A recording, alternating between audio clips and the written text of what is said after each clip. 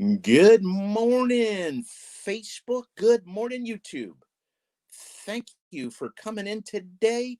It's a little bit early. I'm actually a little early, which is awesome. Um, Please, as you come in, say good morning. Would love to welcome you into this room, into this chat. And I am looking forward to sharing with you what I have to share. I have got a great just one thing today. So if you get a chance, hit share. Right? Can't help, can't hurt.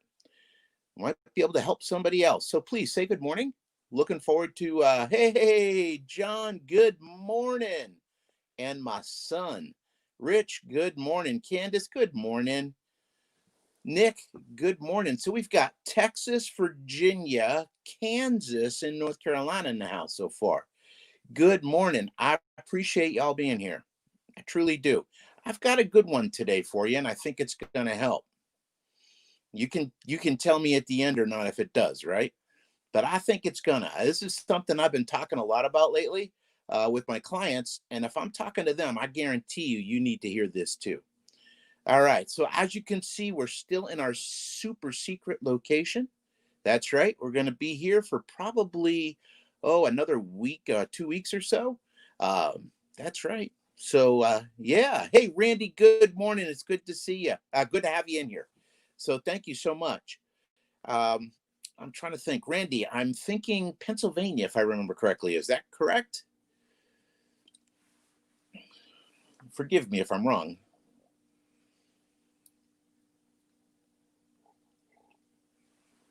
What the whistle there. Okay. Let's give it one more minute. We'll get some people in here, hopefully.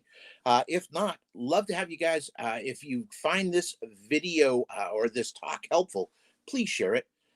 We want to help as many people as we can get through this crazy, crazy year. And I'm not going to do it alone. I need your help. I need your help. Okay. See, that's the problem with my iPad. See, the camera's on this side. Maryland. Thank you, Randy. But I'm right-handed, right? So that's the problem. Okay. So tell you what, it's 9:12. Let's get started. Look, I found a timer. That's right. Where are we here? Here we are. So let's put her past 30 and then put it to, let's see if you can see that. Hold on a second. There's a little indicator, and we've got it on 10 minutes. All right. Good morning. My name is Rick White, and this is my Just One Thing for this week. One of the topics that I've been discussing frequently is this feeling of overwhelm that a lot of people are feeling right now. And what I'm seeing is a lot of times this overwhelm is actually self-created. Keith, good morning. It's good to have you in here. The overwhelm you're feeling is self-created, all right? Here, let me explain to you why. Number one, a lot of times what's happening is you're operating from a place of fear. So you're afraid that, you were slow maybe the beginning of the year, or, you had a bad week and or a couple of slow weeks in the month, and or last month wasn't quite what you wanted to be. So you your answer is, let me get more work in to make up for it. And the reality with this is, number one, it's not possible. You only have a certain amount of time during the day. And then after that, what happens is as you fit more in, you have less per vehicle to work with.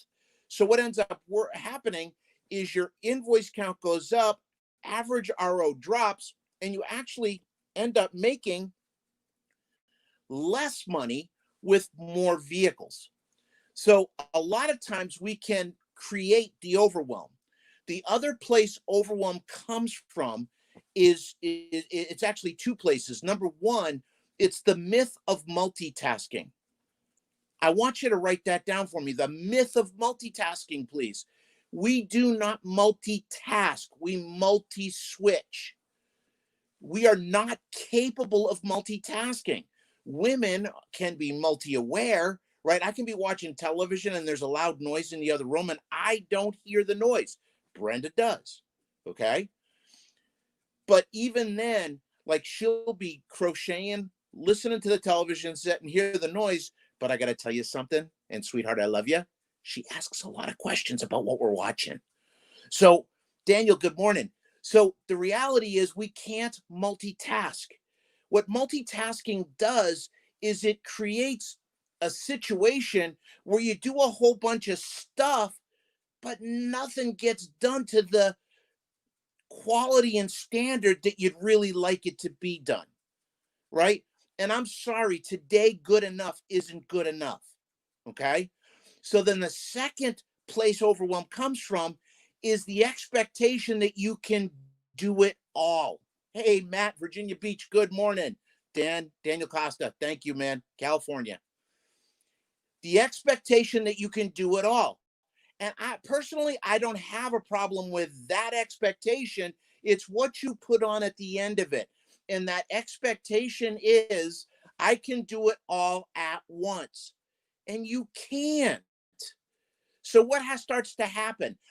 That first of all, why are we doing it? Because for a lot of us, if you don't have a destination, then you don't have a direction. If you don't have a direction, you don't have a goal. If you don't know what's important to you, then urgent's going to fill that spot. And you're going to thrive on that feeling, the juice, the stress. For a little while, you're going to thrive on that overwhelm. I need you to hear this. Now, Michael, good morning. So when you get stuck in that, hey, man, this is the juice. This is what makes me feel alive. But at the end of the day, you're driving home tired, worn out, and realizing you haven't moved one step towards where you want to go. That's a problem. Okay? That's a problem. So what I need you to do is recognize the signs of overwhelm. You start to get short-tempered. You feel scattered, right? You feel tense. You can actually feel yourself like this. You're not breathing. And you just start to freak out a little bit on the inside. Now, I'm going to tell you how to deal with this, and I'm going to tell you why it's important.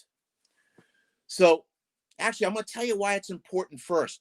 Because when you're feeling overwhelmed all the time, your go-to when you have a couple of minutes is to shut down. It's to unplug. That's when you go to say, you know something?